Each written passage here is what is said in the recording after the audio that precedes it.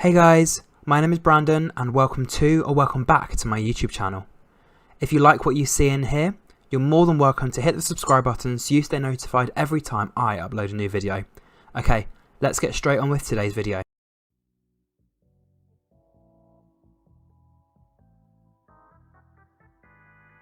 Hello and welcome to my new video. So I'm Brandon, as per usual, and in today's video I'm going to be explaining to you how you can write the perfect placement report.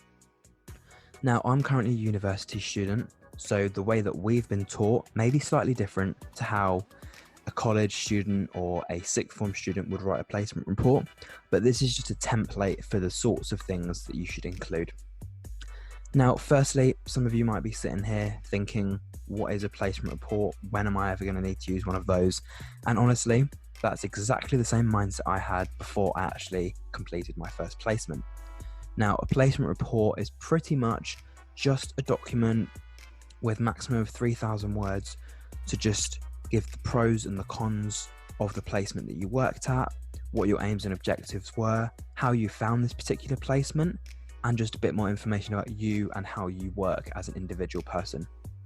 So you don't necessarily need to do it after every job you've had, but if it's a placement where you've been there for a couple of weeks or a couple of months, it sometimes is just nice to write a report, and sometimes your supervisors will ask you to make a placement report. Now, without further ado, I'm going to get straight into the planning for how you can write the best report possible.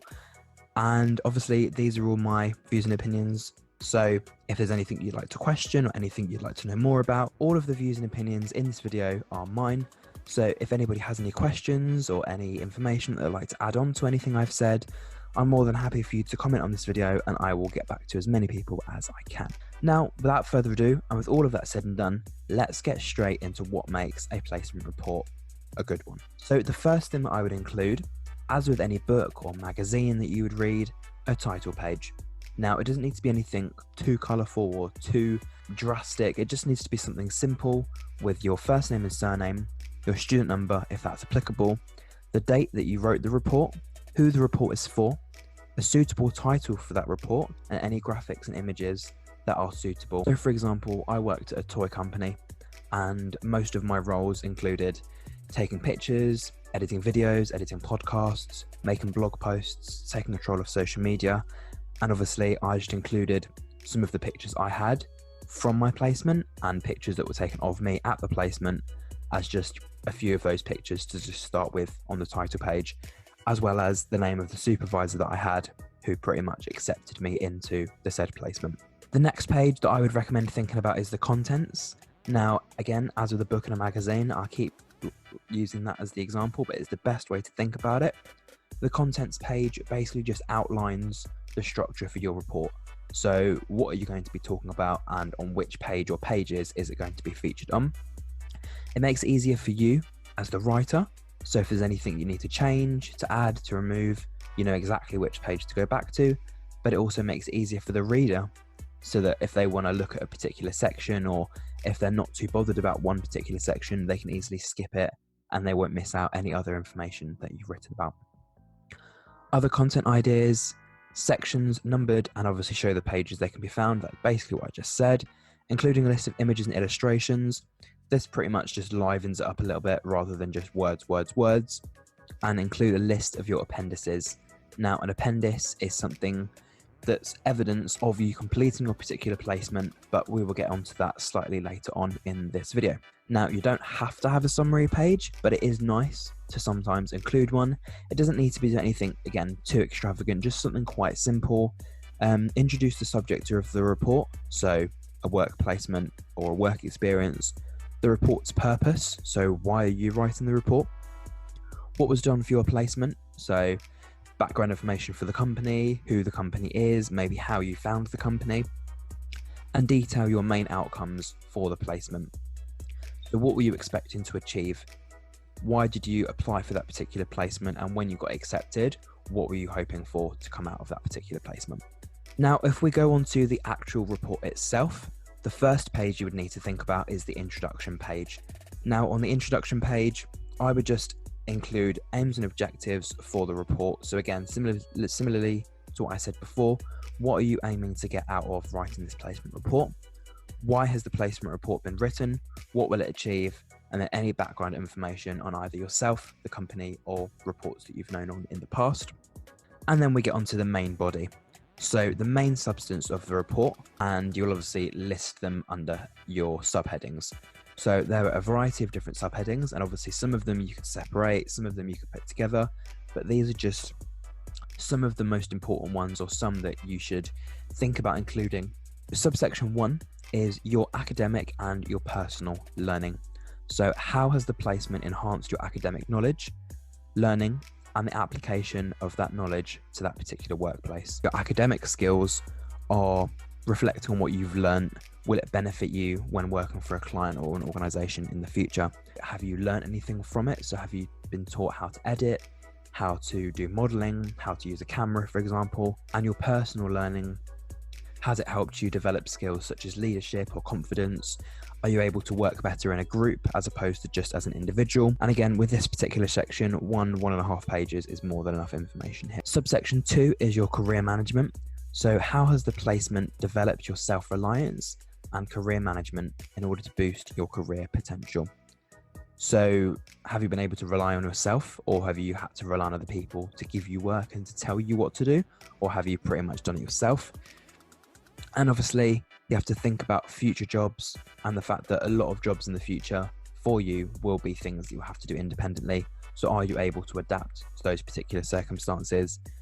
And the career management, I think that's in terms of networking, becoming more confident in yourself, motivating yourself to work hard, and managing the career basically that you want to go into in the future. So that work experience that you did for those couple of weeks, is that the industry you want to go into, or actually have you worked out that that's not the industry you want to go into, and then you'll look elsewhere for work? So subsection 3 is the work culture.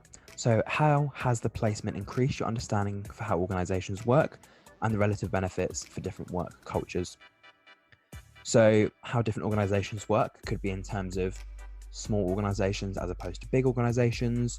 The particular work placement that you were working in, is it different to maybe the work that your friends were doing? So obviously you guys can sit down, you can compare, and then you can work out the pros and cons of both. And the relative benefits for different work cultures, that's just you being able to settle into different groups of people. Are you better in small offices, big offices? Are you better in a remote city like London, or a smaller city like Leicester, for example, and just working out what is the best work culture or work environment for you? Subsection 4 is people skills. So has the placement increased your range of people, team, and client skills, being able to learn from individuals in a range of work situations? So I think with any placement, you will obviously increase your range of people, because if you didn't go to that placement, you wouldn't have met those people. But now you've gone there, you've got a few extra contacts. I think in terms of team and client skills, that obviously varies from placement to placement. You'll be working in particular teams, working on particular things, and obviously those people are going to be your go-to for help, go-to for asking for extra work, or going to for assistance. And in terms of being able to learn from individuals, one thing I've always said is that when you're working in a real life environment, you are with people from all different backgrounds of life, all different ethnicities, genders, sexualities, ages, people from completely different places in the world. And obviously when everyone comes together to put ideas together, everyone has a little bit of good, and then it makes some massive change within that particular company. So even with your tiny little bit of input for those couple of weeks, something you say or something you do can benefit that company. Stepping your toe into the water and getting that placement opportunity is definitely something beneficial for the company. And obviously it's nice to include that sort of thing in the placement report, because then you can say, actually, before I took part in the placement, they weren't doing X, Y, and Z, but since I've left, they've actually implemented X, Y, and Z into their company. Subsection 5 of the placement report is organizational awareness and skills. So how has the placement helped increase your general and specialist skills that are transferable to broader work contexts? So the difference between general and specialist skills: general skills are just things that anyone can have. So leadership, confidence, hardworking, time management. Specialist skills are skills that are special to you as a person. Obviously, a lot of people, again, will still have those skills, but they're particular skills in terms of the particular industry you want to go into. So my general skills are being able to talk to new people, being able to manage my time effectively, being able to juggle 101 different projects at once. But my specialist skills are being able to edit pictures, take pictures, put vlogs together, use editing software, those sorts of things. So my specialist skills are more technical and are more related to the industry I want to go into, which is media. And finally, subsection 6 is your personal impact. So to the extent of which you added value to the organization through completing your placement. Now, when it says adding value, it doesn't necessarily mean adding value in terms of money, but adding value as in, if, for example, you were helping with social media takeovers, any tweets that you put out, any Instagram stories you upload, it's better that you've put them out than having not put them out. So the fact that you've actually put those tweets out and the fact that you've put those Instagram stories out, you're likely to get more engagement back on those. Therefore, you are adding value to the company. And any extra promotion through pictures or videos or word of mouth, speaking to your friends about the company you were working at, that is all adding value to the company, because if you didn't mention those things, if you didn't tweet about or tell people about where you were working, they obviously wouldn't know about the company until it got humongous. But any small little things that you do, they could end up speaking about in a meeting between the managers or the heads of the office and actually implement some of the changes that you mentioned or that you brought up. So the next section is the conclusions. So to conclude with the content of the report on your work experience. So in this section, it's all about drawing it all together. So all of the points that you've included, from the introduction to the summary page to all the different subsections, just drawing everything together, including the main points of your report and just summarizing those, giving an overview, explaining your main conclusions from the experience. So from the experience, I have learned that X, Y, Z. From this experience, I have learned that this is not, or this is the industry I'd like to go into because X, Y, Z. And obviously here you don't want to introduce any new information because it will completely confuse the reader. They want to just see you've analysed things that you've already written. If there's something new that you want to add, obviously, by all means, add it slightly beforehand and then analyse it here. Don't add it when you're concluding your report. The next section is the recommendations. So a recommendation is something that follows on from the conclusion. So you've concluded X, Y, and Z. So what are you going to do next? So most placement reports have about 3 to 5 of actions or things that you should note to yourself about how you're going to action those conclusions once you finish the work experience, explaining what course of action you'll take, ensuring those recommendations follow on from the conclusions, and they should be specific, measurable, and achievable. Now, for example, one of my recommendations was, so I did my placement at a media industry company, and I concluded that actually I liked working in a small environment, but there wasn't much work for me to do. And it was sort of, once I finished the work, I couldn't really ask for anything else because there wasn't anything else to do. So my recommendation would probably be to research jobs or work placements that have slightly larger offices, because then 1, that's more contacts, 2, you're able to network with more people, and 3, if someone's ill, for example, you've definitely got some work that you are able to do, as opposed to just pretty much sitting there eating a sandwich, like not knowing what to do with your life. So that was one of my recommendations. And then one of the other things about recommendations is just making sure that they're numbered or that they're in an easy to read list. The worst thing about recommendations is if you write 3 sentences and people aren't sure whether that's 3 different recommendations or it's 1 recommendation, but just really, really elongated. So that's just one thing I would recommend including on your recommendations. Split them up, have number 1, number 2, number 3, or just have them easily bullet pointed so you know exactly which one's what. The next section of your report is the appendices. Now, I told you before I was going to bring these back up again. So an appendix is just material that supports your report. It's just extra evidence that you have completed that particular placement or work experience, and you're just adding it in just because it's extra evidence.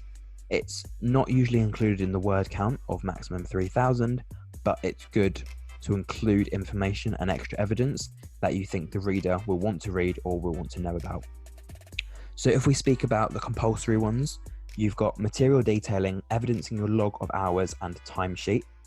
So that's just you confirming the times, dates that you were actually completing that work experience or work placement for. Compulsory Appendix 2 is a timeline or diary of work experience. So again, that's in terms of what you did personally. So like a normal diary, just saying, oh, on this day, my objectives or my aims were to do X, Y, or Z. We ended up doing this, and you could even conclude each day if you wanted to, like a little summary of did it go well, did it not go well. And compulsory appendix number 3 is a copy of the reference from your placement supervisor or employer. Now, this could be like the way I did it, whether you want to get a LinkedIn reference, or you could actually get them to fill in a professional piece of paper stating the hours that you did, confirming the hours that you did, and then just saying whether you were good, bad, etc. Hopefully good. And other appendices that are allowed, but they're optional, are background information on the placement provider. So maybe giving a bit of background information on the organisation's website, if there's a job hierarchy structure, the particular people that work there, the type of organisation they are, any photos or videos from the placement or work experience that you undertook, any examples of work that you produced. If it's a video, maybe a YouTube link. If it's photos, maybe printed photos out or a sketchbook or something. A press release, for example, but obviously make sure that you have permission to use those on the placement report. The details of how you set up the placement. So was it through an email? Was it through a job application? Was it through the website? Include a copy of your CV and cover letter if you've got, and any other evidence as appropriate to the content of the report. And in order to finalise the report, you can either convert it to a PDF or a Word document, label the file with your name and your student number, and obviously upload it to the shared drive where your lecturer or your supervisor will be able to see it. Now, in terms of placement reports, that is pretty much it. I just thought I'd do a quick little podcast / creative video about that. And yeah, I feel like placement reports are very, very important, because it's all well and good doing a couple of weeks working somewhere or volunteering your time somewhere, but if you can't reflect on the good points, the bad points, and give yourself those recommendations for how to get more jobs and placements in the future, there's not really much point completing those work placements.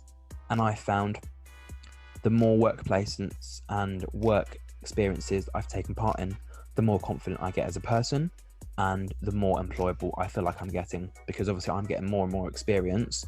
So the work experience I'm applying for needs someone with more and more experience. So it just sort of makes sense that not only am I growing, but I'm also applying for things that I know I've got a better chance of actually getting. So yeah, I will wrap this podcast / video up here. If you did enjoy it, obviously don't forget to like, comment, share, and subscribe. And I will be with you for another podcast or video very, very soon.